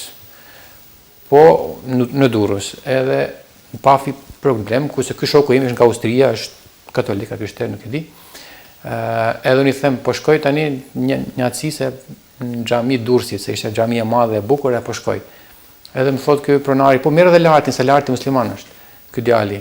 Edhe bile bën mirë që vjen me ty, se kështu, po edhe kur erdha... Mendoni brenda familjes së tij. Brenda familjes së tij, familja funksionon plotësisht, do thot, plotësisht. Shumë familje e harmonizuar, do thot babi një raport me çunat, me nusen, me mamin, me këtë, me plakën e tij, shumë ashtu. Po larti, do thot, një tolerancë fetare për të dëshiruar, po kur e pyeta plakun, këtë babin thash, po mirë, ti tani kështu, pse je i sigurt, pse qeve ka që lumtur që larti vjen me mua në xhami, po një tha shoqërohet me ty, dy tha, a kupton, është xhami, atje tha hoxha është i mirë, tre tha ikën tha nga këto gjitha probleme tjera, nga alkooli, kjo bigjozi etj. A ka tha gjatë keq aty ja, po kur i tha, e mbarova. Po, prandaj do thotë, unë do doja të hapja në një temë tjetër brenda kësaj. Si rezume, shkurt, do thotë, nuk është, do thotë, kjo është një qasje që duhet të ndrojmë edhe neve në komunë, po edhe në administratën shtetërore, që t'i shohim më shumë komunitetet fetare si partner, do thotë, në realizimin e strategjive, njëherë t'i draftojmë kur t'i bëjmë ato strategji, të jemi në konsultat vazhdueshme me ta, e para, dhe e dyta, që të kërkojmë ndihmë nga këta për të realizuar diçka deri në fund. Do thotë fundit, ja, rasti prap i koronës nuk është gjë për të përmendur, por do thotë veprimtarinë shumë të madhe, do thotë ka bërë bashkia islame, do thotë sepse i ka pasur edhe të këto bashkitë fetare, sepse ata kanë pasur më mirë kontaktet me njerëzit në nevojë, e kanë ditur se ku janë. Për shembull, që për shembull komuna e ka pas një lloj databaze ose dhënash se kush janë, po jo aq do thotë në nivel mikro saç kanë pasur komunitetet fetare. Në bashkësia islame, pra që ka dhe Komisionin Bereqeti, e ka pas e kemi lidhjen direkt me hoxhën. Me edhe hoxha i çdo lagje, i çdo fshati, e din më mirë realitetin aty ku është ku prinej, domethënë cila familje është. Dhe për këtë arsye e lehtëson edhe funksionimin. E lehtëson funksionimin se hoxha më mirë se i din hoxha xhamat nuk e din kush. Patjetër. Dhe pikërisht këtë doja të lidhja sepse temat ekonomike, sociale janë çdo herë të thot pranishme edhe në media, por edhe roli i shoqërisë civile është shumë i përkushtuar ndaj këtyre temave. Mendoj që a është koha e duhur që tani të drejtohemi drejt familjeve, të flasim më shumë, ndoshta edhe në rolin e medjave, por edhe shoqëritë civile të rikthehen pak ruajtjes së vlevrave familjare në një aspekt më të mirëfillt se sa është deri më tani. Të shmangim pak situatat ekonomike dhe çështjet tjera që mund të jenë më dytësore e të merremi ndoshta me ruajtjen pikërisht të familjes, ashtu siç është edhe baza e fesë, sepse në këtë rast vetëm feja promovon ruajtjen e vlerave familjare. Të gjithë të tjerët merremi më çështje ndoshta pak më rënd dytë. Në rënd të dytë. Po me siguri, nëse është ajo vërthama shoqërisë, familja, atëherë asaj duhet më kushtu. Atë më kushtu të gjitha, se më thonë që aja me funksionu sa më mirë.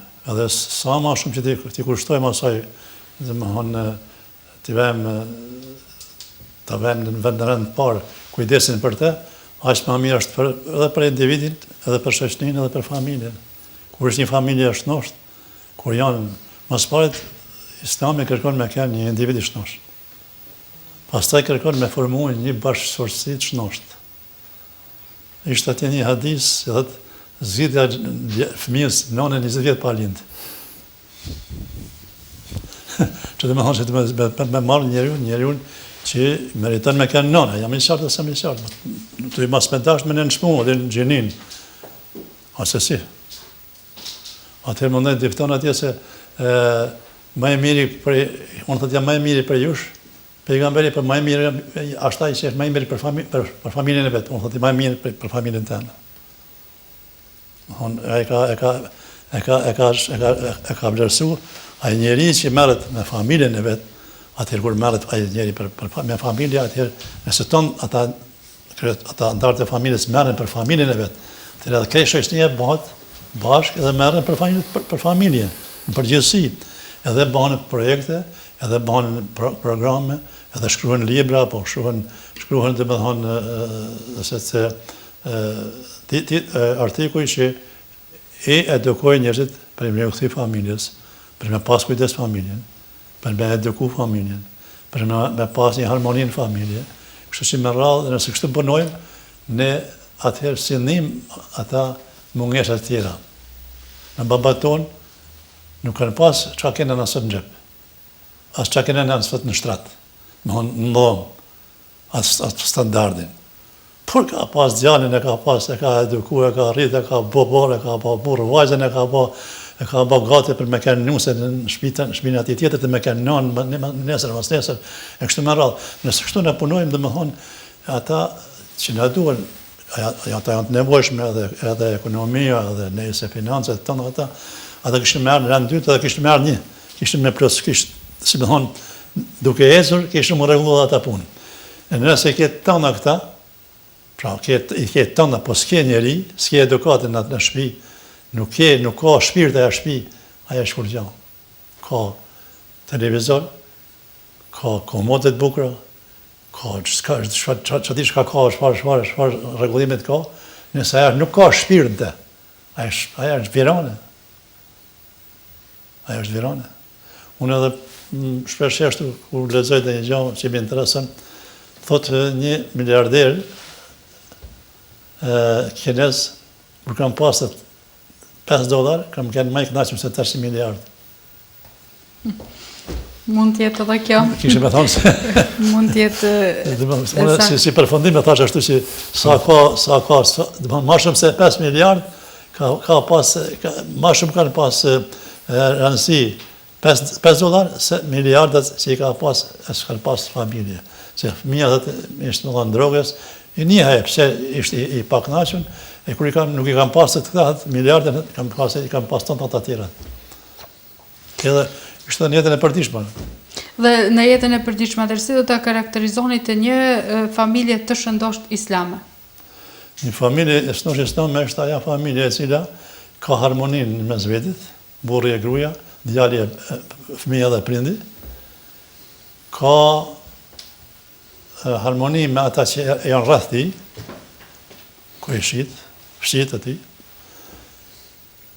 janë të eduku me respektu tjetrin, me respektu njerë mas parit janë i tjetrin në të lërveti, për pastaj edhe tjerë që janë që meritojnë me nësit. Janë ata që janë gati me bëdhonë për tjetrin një kontribut për të mirën e ti tjetrit, me animu atë kërë ka nevoja, aja familje dhe aja familje që rritë asih mish, aja familje është familje të nashtë. Faleminderit. Zotri Bardhi, a ka rregulla juridike kuranore që kanë të bëjnë me familjen dhe rregullimin e harmonisë për të cilën foli më herët? Patjetër që janë, domethënë feja i ka përcaktuar qartë edhe detyrat që kanë ndaj tjetrit. Detaj. Detyrat me çdo detaj, qoftë burri ndaj gruas, qoftë gruaja ndaj burrit, qoftë prindit ndaj fëmijëve, qoftë fëmijët ndaj prindërve, qoftë ndaj gjithata janë me drejta, domethënë janë të rregulluar të bazuar në Kur'an dhe në Sunet të pejgamberit alayhis salam, praktikën e tij, gjithata janë të rregulluar me shariat në kuptimin e asaj që janë të drejtat dhe detyrimet që kanë ndaj njëri tjetrit. Në qovë se nisna, dhe më thonë, pak të familja, se pse duhet i mshojmë familjes, dhe më thonë, gjitha i potencume dhe i thames, dhe më thonë, për rrujtjen një shoqënie, rrujtjen e një shteti, rrujtjen e njerëzimit në fundit.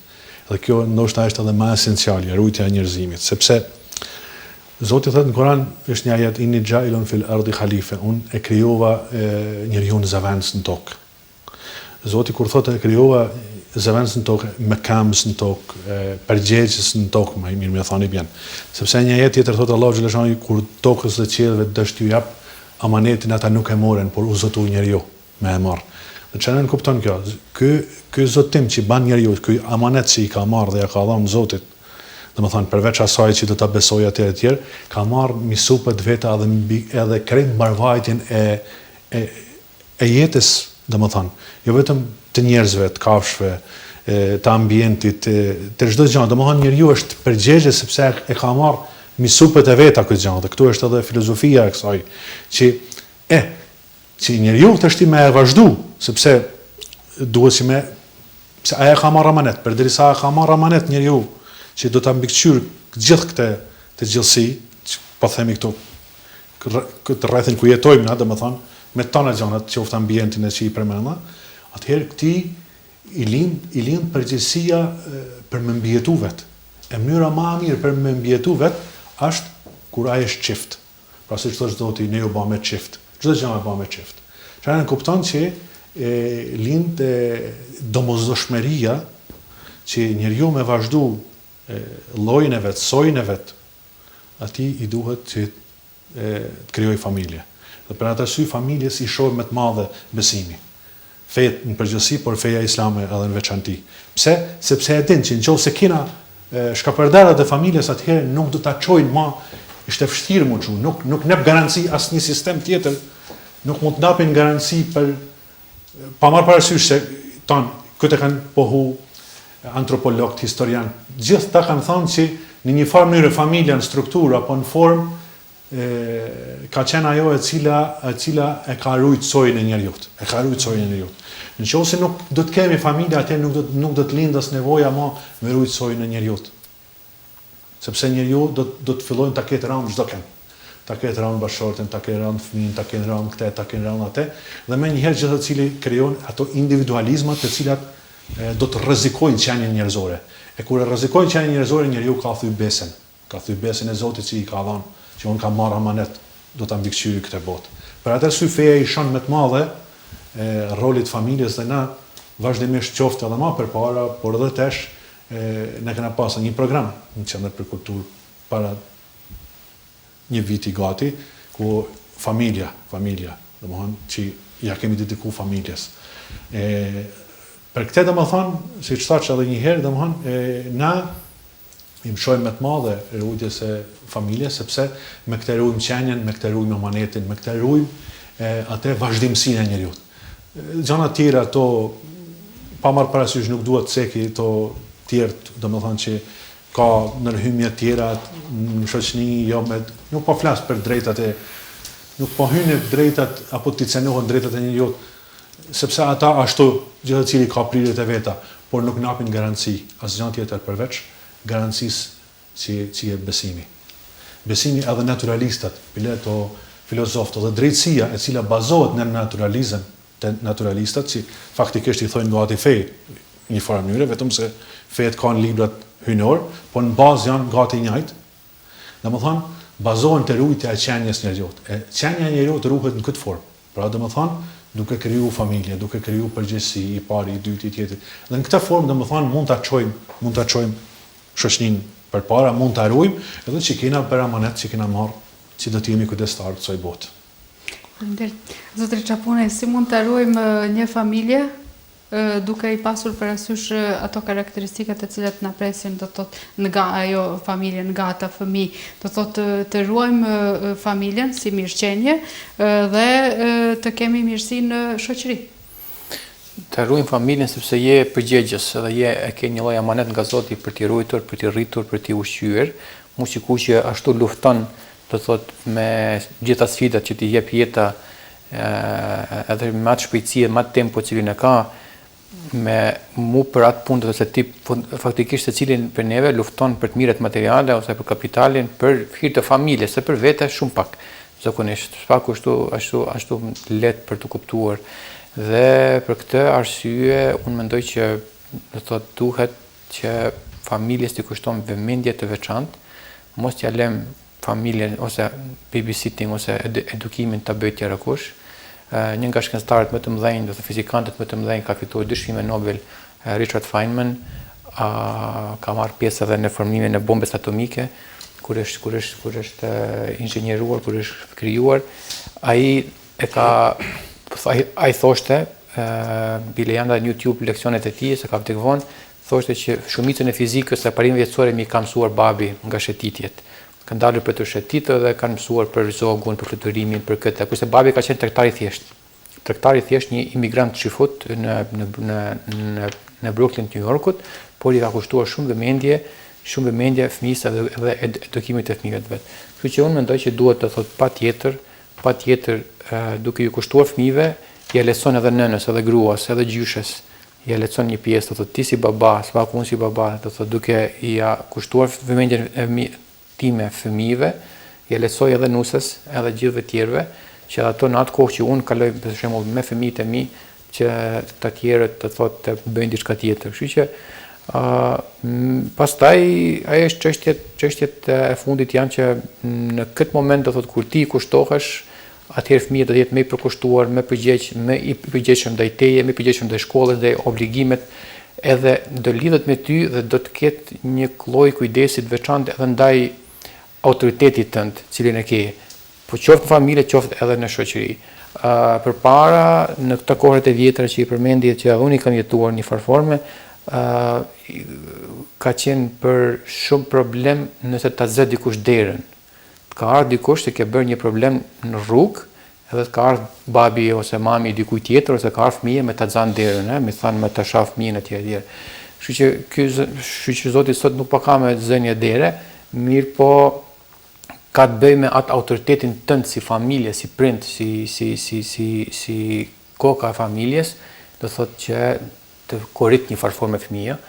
Unë zakonisht do thotë kam qejf edhe e propozoj gjithëve do thotë që në këtë aspekt nëse tregon një përgjegjësi edhe përgjegjësi ndaj fëmijëve, ata kuptojnë autoritetin tënd që e ke ti ndaj tyre, edhe cilën e ke ti në familje, po cilën e ke ti në shoqëri, edhe mundohen do thotë që mos, si thonë asaj, të dështojnë ose mos ta cënojnë autoritetin tënd që cilën e ke.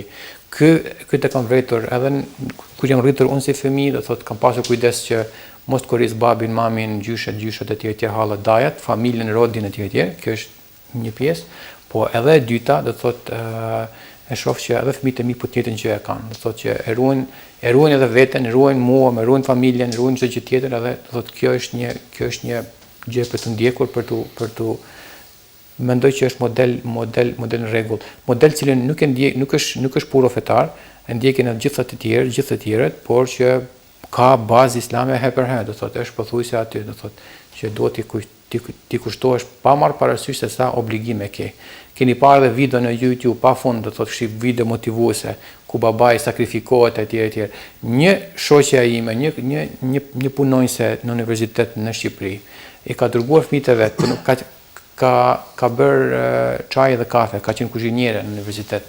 Dhe fëmijët e vet i ka pasur në shkollat më të mira të Tiranës. Edhe thonë do jap gjak për t'i shkolluar, do jap gjak, po rrujse së mëson tonte. Rrujse së mëson se do t'ja tregoj shefin. Do jap gjak, do thotë se babi dhe prindi dhe mami sakrifikojnë për fëmijët e vet, po do të bëjnë atë raport për të pas një mirëkuptim të ndërsjellë në të dy palët. Do thotë unë nuk ja privoj asnjëherë ndonjë drejtë që në ka fëmia im, nuk kam qejf për t'ia privuar, por kam qejf do thotë që të kemi bashkëpunim edhe komunikim, do thotë komunikim që thonë asaj të sinqert pa hile, edhe unë mundohem sa kam mundësi, nuk është aq shumë sa kam dëshiruar, por sa kam mundësi do thotë unë kam qejf për të kaluar shumë kohë me fëmijët e mi. Faleminderit, unë tani do të kaloj tek disa pyetje të qytetarëve dhe kështu do të mundësojmë edhe një bashkëbisedim tjetër, sepse edhe jemi kur është bisedë e këndshme, atëherë edhe koha rrjedhën shumë shpejt. Kështu që koha baje ka kaluar, por do të vazhdojmë edhe me disa pyetje të qytetarëve. Thotë kështu: a duhet të fajsohet familja apo prindi nëse një fëmijë i tyre devijon nga rruga e drejtë apo sjellja e papëlqyeshme? Pyetjen mund të përgjigjet secili në mënyrën e vet, kush të këtë dëshirë? Prindi është përgjegjës për veprat e fëmijëve.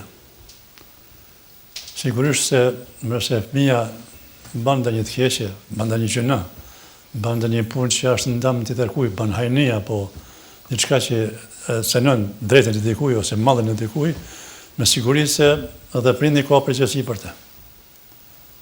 Megjithëse në Kur'an dhe kërkush nuk përgjegjëson për tjetrin, mirë për në këtë rast, për fëmijën e vet, ke përgjegjësi. Dhe më thonë, fetarisht ai ishte edhe tjetri hadis, nëse po përpreson është dhe Aliu, ka thonë kur vdes njeri mbarojnë punën e njeriut me përjashtim në 3 raste. Ai që la një hajrat, një pamirësi, derisa e pamirësi e shërben njerëzimit, aja se vapi shkon e mazdekës. Ai që la një dijeni, dituri, reja dituri shërben njerëzve, ai se vapi shkon edhe ati. Edhe ai që la një fëmijët e edukuar. Domethënë ka edhe të mirën për fëmijëve, pra ka edhe mirësinë e punës mirë të fëmijët, anë ato gjej me atë domethënë ka edhe përgjegjësi për të keqen. Kështu mendimi jam. Sa ndikojnë paragjykimet e rrethit në harmoninë e një familje? Pasi që paragjykimet këtu tek ne nuk mungojnë në shumë raste, çfarë mund të theni për këtë pyetje? Që të thotë fjalë diçka. Kjo më mirë ta japim. Hajde se po i japun. Do thotë pa lënë kështu pi sferës tjetër.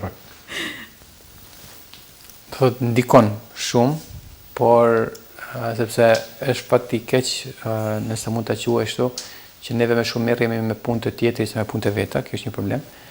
Por familja duhet të jetë një qelizë shëndosh.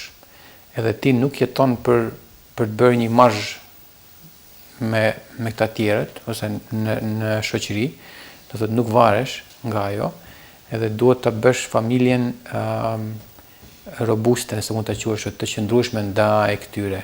Në vitin 2016 jemi takuar në Shqipëri, na ka vizituar në universitet një nobelist nga Izraeli, i cili do thotë gjatë darkës kemi sqaruar, kemi folur gjatë, e kam pyetur çka ti mësoj fëmijët, si atje tjerë ka thënë mësoj që të jenë sa më të qëndrueshëm ndaj dështimeve, ndaj problemeve që mund t'i dalin, sepse bota do thotë është duke shkuar në civilizimi është duke shkuar në një turbullir, thotë që gjërat thotë nuk janë aq shumë të qarta. Por nëse kemi, mendoj unë, nëse kemi një familje të shëndosh, fëmijë të shëndosh, në aspektin që marrëdhëniet i kemi të në rregullta, edhe që ti nuk jeton për ata tjerët, edhe ky ndikimi ashtu i jashtëm, do thotë është trivial, do thotë përderisa që mos dalë jashtë kornizave të normalitetit ose jashtë kornizave të asaj që është e pëlqyeshme. Pyetja radhës, në kohën e globalizmit dhe mënyrës së jetesës së shpejtë, sa është e mundur njeriu t'i përkushtohet familjes, kur dihet se familja është një shtyllë fundamentale në Islam?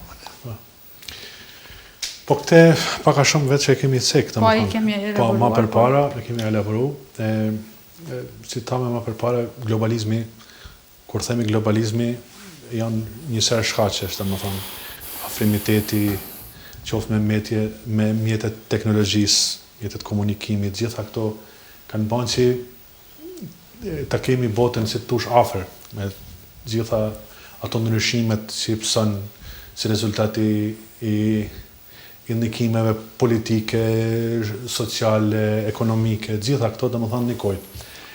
Mendoj që në vendin tonë, ne kemi në këtë drejtim, ndoshta ende jemi të pa përgatitur mu përballë me këto prurjet e reja që vinë tek ne, sepse kena brezin që është më i shumë, brezet e ri, pra dhe më thonë, në një farë mënyrë ato edhe neshen deri dikun, neshen në kuptimin ku nuk bëhen edhe mos pranus nga një herë, vedin?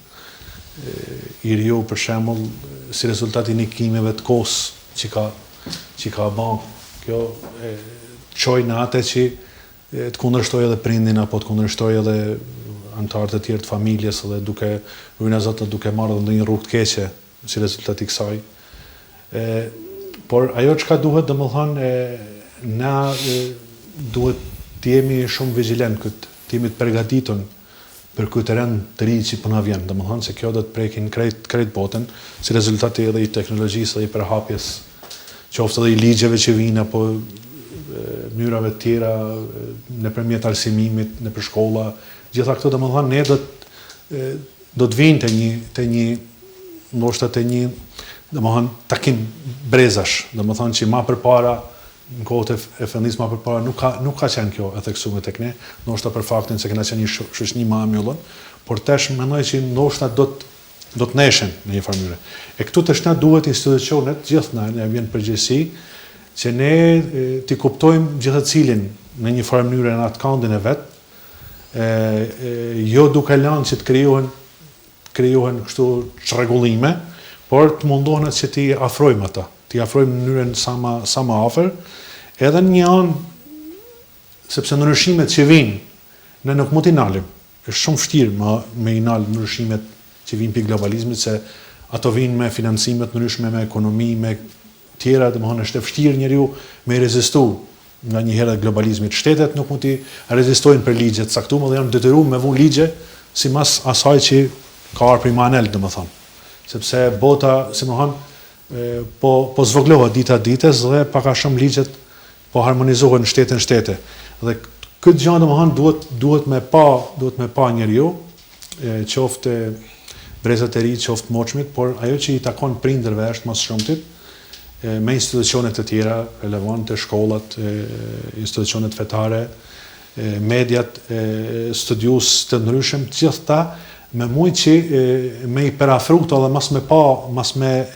mos me i pa këto brezat njëri tjetrin keq. Por me i pasi diçka që po kalohet në një trend, por këtë trend do të murujt është këtu. Këtu është sfida më. Trendi të jetë në aspektin pozitiv për... Po të jetë në aspektin pozitiv, se mund të rrshjasim shumë keqas.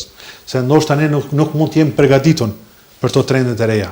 Dhe atëherë çfarë ndodh, pastaj ndodh konflikti në familje, ku prindi për shembull mund ta akuzojnë vajzën e djalin se ki dal nga rruga, ky tjetri akuzon prindin se ti ke merr në emoçmen e tjetër. Pra, gjitha këto to duhet mu harmonizuar shumë mirë për me mujt me e kaluna këtë. Që të mos kalojmë shumë hapa për një herë. Pa, shumë hapa për një herë dhe me të kriju kriza në shoqëni, që të janë të rrezikshme mendoj për një shoqëni. Dhe në tërë këtë kontekst, ndoshta kjo pyetje e fundit mund të jetë shumë e vlefshme, a duhet të kemi edukim fetar në programin arsimor? Sepse ndoshta përmes programit arsimor mund të ruhen edhe Unë them se po, duhet të pas.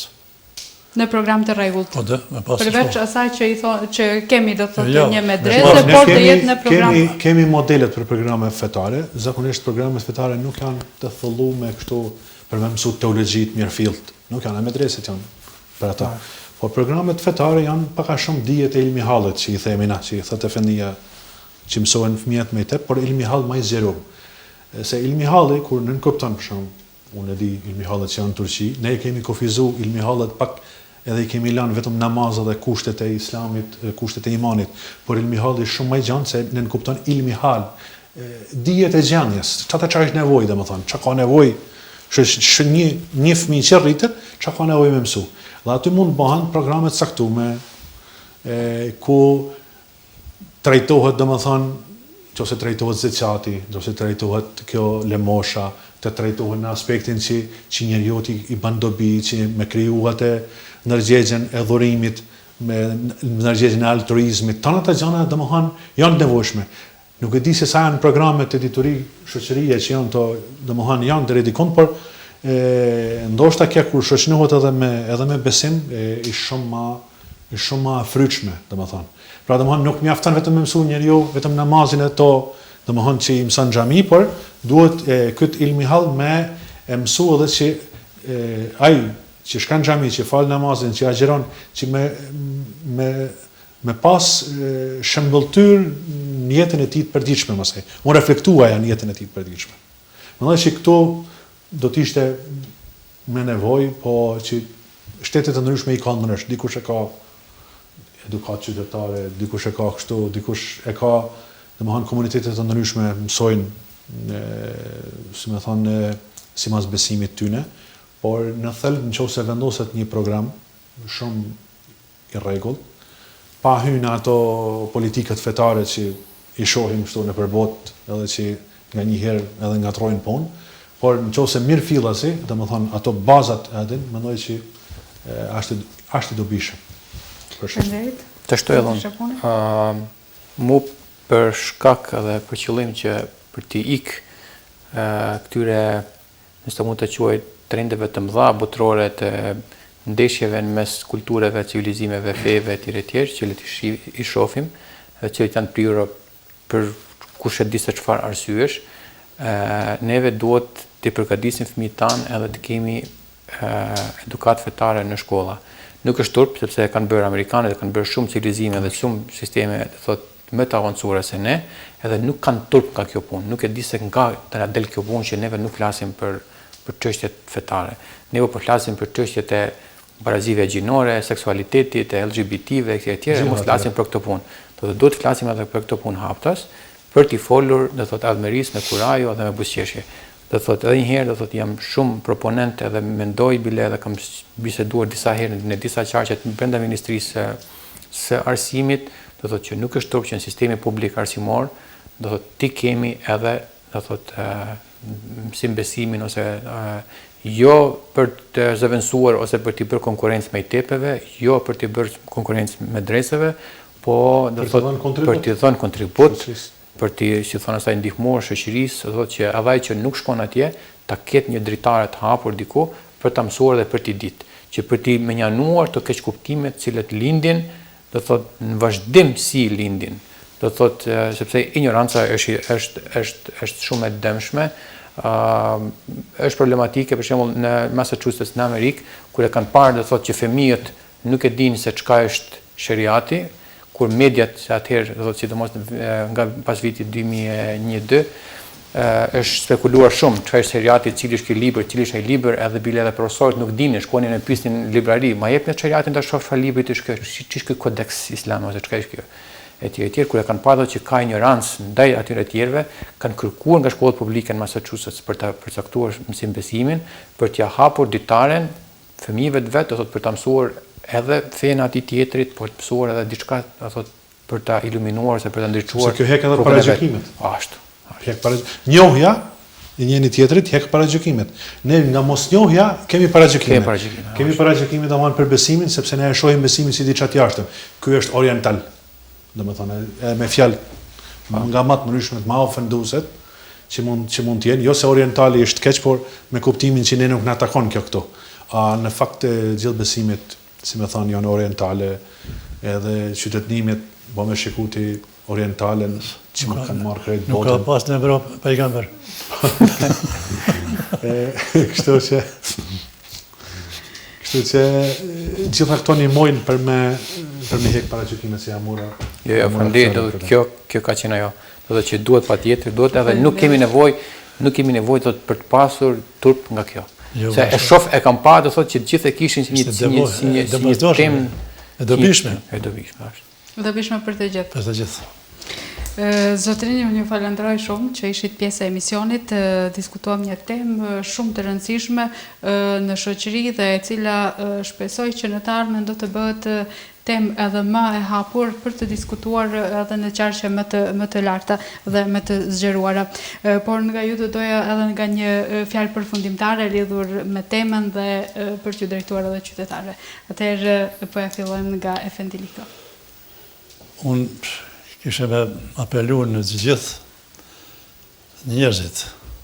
Në këtë rast tash është puna edhe e fjala për pjesëtarët e besimit islam, të kushtojnë sa më shumë rëndësi familjes, edukimit të fëmijëve, s'pari të banë ata shembull se si duhet me qenë besimtari mirë, si duhet me qenë një antar i familjes shëndosht edhe të mirë, atëherë të mësojnë edhe antarët e familjes të shku të bashkëshortja, të fëmija, të motrat, të vëllai, e kështu me radhë. Me dua edhe me lutje që Allahu të ruajë të gjithë, e inshallah këtë Ramazan, Zotë na ban kabull. E inshallah kjo karantin që ka kënë si mjetë, s'na vjen ma kur. Zotë inshallah në udhëzon e në ndihmon. Faleminderit.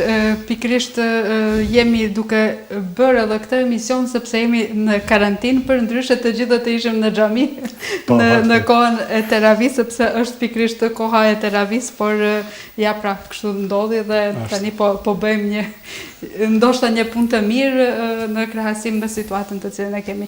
Zotri Bardhi.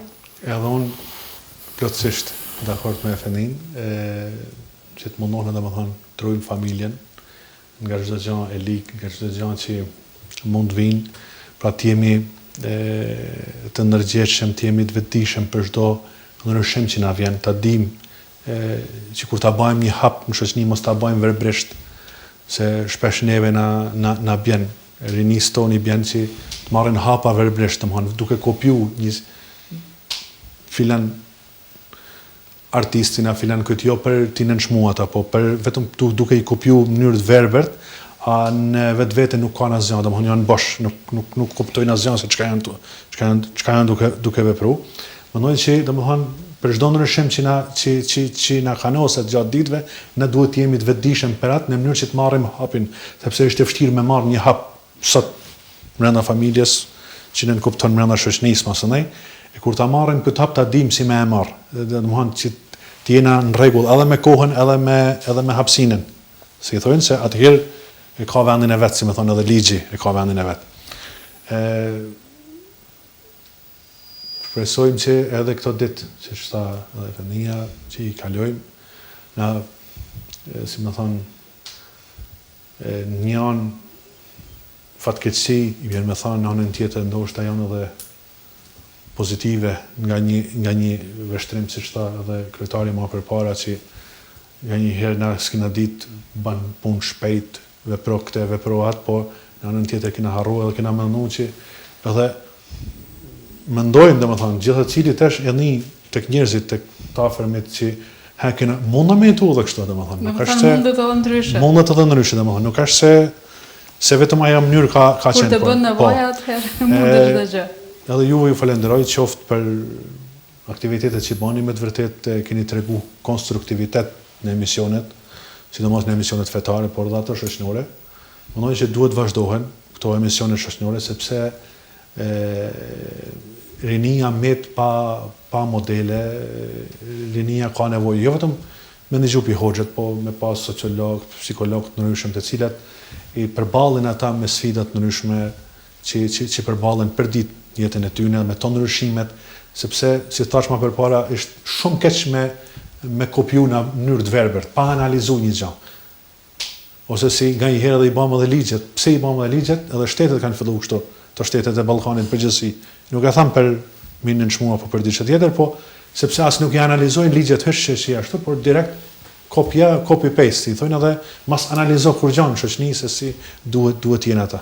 Edhe ju pyeta më herët si është ai bashkëpunimi kur është në pyetje ligjet në krahasim me raportet fetare, sepse është shumë e rëndësishme. Jo vetëm atë pavashën aspektin, atë më përpara thash se ku piktakohet feja me këto, por në përgjithësi jam do thonë të shëdin, duhet shikohen të analizohen, domethënë duhet shikohet një shoqëni e caktuar, si janë ato, qoftë komunitet, pa marrë parasysh nëse janë muslimanë, nëse janë krishterë që hynë, mbase nëse janë edhe kombet e ndryshme, gjithë këto domethënë në bazën e tyre duhet me përgatitur këto gjëra. Faleminderit. Zotri Çapuni. Atëherë, spari ju përshëndes juve si medium, do thotë si mjet komunikimi, për që keni hapur këtë temë. Është temë e qelluar, përshëndes edhe dy imamët, edhe mësuesin e fesë, cilin ma përkujtoj, e kam gjithmonë në mend, po faleminderit që e potencoj edhe sonte. Unë dhe jam shumë konkret. Do thotë, veçanti duhet të apeloj të baballarët, do thotë të kolegët e mi, të cilët e prindërit. Gjithë ata, do thotë, baballarët cilët nëse e kanë dilemën atë shkojnë në shtëpi ose të bëjnë një orë me shumë punë në zyrë apo kudo qoftë, që të shkojnë një orë me heret në shtëpi. Sepse ato 10 euro që i fiton, do thot, aty, më shumë vlerë do kenë, do thot, që të punojnë në shtëpi, se ajo vlerë që do ndërtosh duke punuar, duke ndejur me fëmijët, qoftë duke bërë asgjë, po duke ndejur të duke shikuar edhe një film, do të paguat shumë fish edhe nuk ka vlerë. Nuk ka çmim ajo 1 orë që mund ta bësh me fëmijët e vet. Mos ja lën fëmijët e vet rrugës, mos ja lë YouTube-it, mos ja lë telefonit, bëu ti zoti vetes, bëu zoti fëmijëve vet. E kam parë do thotë që nga kjo koha e mirë do thotë dalin prindrit edhe baballarët dalin vet, nuk i marrin fëmijët e vet. Kjo është pak shqetësuese, edhe prandaj po bëj këtë apel që t'i marrin fëmijët e vet, do të dalin me fëmijët e vet jashtë, të shëtisin kur i bëjnë xhirot e veta, do thotë dalin me fëmijët. Kështu ka bërë babai i Richard Feynmanit, ta bëjnë edhe këta. Pra të marrin kopjet më të mirëve. Faleminderit të gjithëve. Mirë edhe për juve. Faleminderit të gjithëve që ishit këtu. Unë uroj mbrëmje të këndshme deri në kohën e së fyrit dhe agjerim të lehtë ditëve në vazhdim. Shikues të nderuar, ishte ky emisioni i radhës ku trajtuam temën e familjes dhe unë ju falenderoj për vëmendjen tuaj. Bashkë miru takofshim në emisionet tona të radhës. Deri atëherë mirëmbëjtje pranë ekraneve të televizionit Teuta.